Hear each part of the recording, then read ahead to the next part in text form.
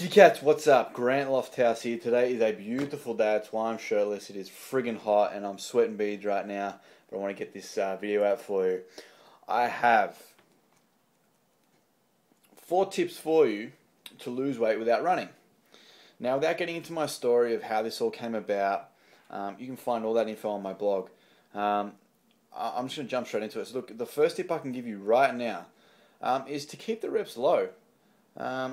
Look, I'm going to use Andrew Reid's following because I love using it so much because it just makes so much sense. If you have 2 people, the first person does 3 sets of 10. The second person does the exact same exercise but does 10 sets of 3. They both equal 30 reps. 10 times 3 equals 30. 3 times 10 equals 30. So 30 reps in total. However, the first person that does 3 sets of 10 has to train at about 75% in terms of how much weight they use. Whereas the person that does 10 sets of 3 has to use a lot heavier weight, around like between 85 to 90% of what they can actually do for a 1RM. Now, do you think training at 85 to 90% or training at around 75% is going to be better for you in terms of calorie expenditure, muscle building, strength, fitness, all the stuff that we train for? Which one do you think is going to be better? 85 to 90% or 75%?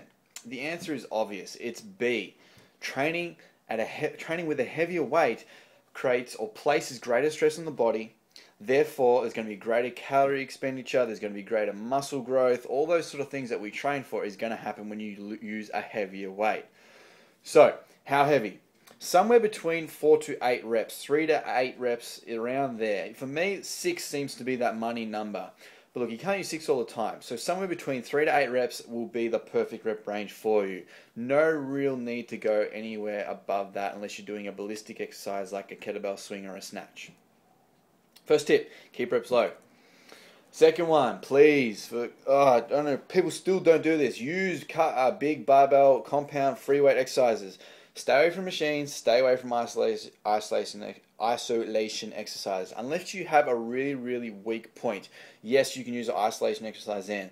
But if you're in general really good shape and you're just trying to get in better shape and lose weight without running, then use big barbell and free weight exercises, kettlebells and dumbbells. Okay, you're going to create greater stress on the body. They are harder to do. That's why not many people do them.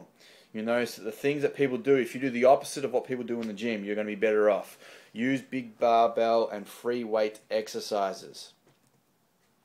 The next thing I'm going to give you, this is more of a diet tip, is just to eat when you're hungry. Look, I know there's a whole thing about 6 meals a day and 5 meals a day and 1 meal a day. Look, just eat when you're hungry. Your digestive system, when you're hungry, that is a signal that you are ready to digest food. Eating does not increase your metabolism. So if you eat a 400 calorie meal, you do not burn 450 calories to digest that meal. If you did, then yes, you increase your metabolism. But you don't burn more calories to digest the meal. You burn like somewhere between, it's like 10 to 20% of a calorie expenditure from that meal. So don't think you have to force food down your throat every 3 hours, right? That's just the old way of thinking. Believe it or not, when you think about it, all it is just to sell more food. You'll be fine. I've been doing it myself for years now. I'm just eat when I'm hungry. Now, look, for most people, they eat when they're hungry. They just eat anything in sight. So if you're one of those kind of people, the sort of emotional eater peoples, eat about 10 to 20 minutes before you're hungry. That way you can make a better decision, a more healthy decision when you're hungry. But look, as I said, don't think you have to force food down your throat every 2 to 3 hours if you're not hungry. That's just unwanted calories. Last thing I'll give you, this is the money one, this is the best one. Perform metabolic finishes, fat loss complexes, whatever you want to call it, burners. A metabolic finisher is a 5 to 10 minute circuit placed at the end of your strength training workout that is an alternative to cardio. So it gets your heart rate up really, really high, it gets you moving, gets you burning lots of calories, and it acts as cardio. However, you can use weight training exercises as the finisher. So for example, it could be 100 burpees.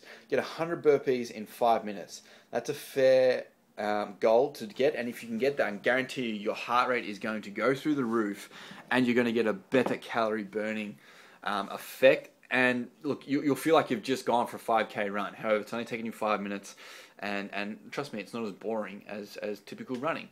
So instead of running, use finishes. Okay, I've got a whole heap of stuff about finishes on my blog. In fact, I'll put a link below this video, if you found this on YouTube, to go back to my site, and I'll give you heaps of tips when it comes to finishes and alternative methods and using finishes as an alternative to cardio.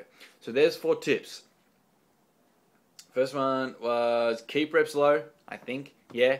Second one was use big barbell exercises. The third thing was just to eat when you're hungry. There's no need to force more food down your throat if you don't need to. And the last thing was to use finishes. And again, if you're not 100% sure how we use finishes, what they exactly are, I'll put a link in the blog post, go straight back to it, and yeah, you can learn all about that. All right, Grant Lofthouse signing off.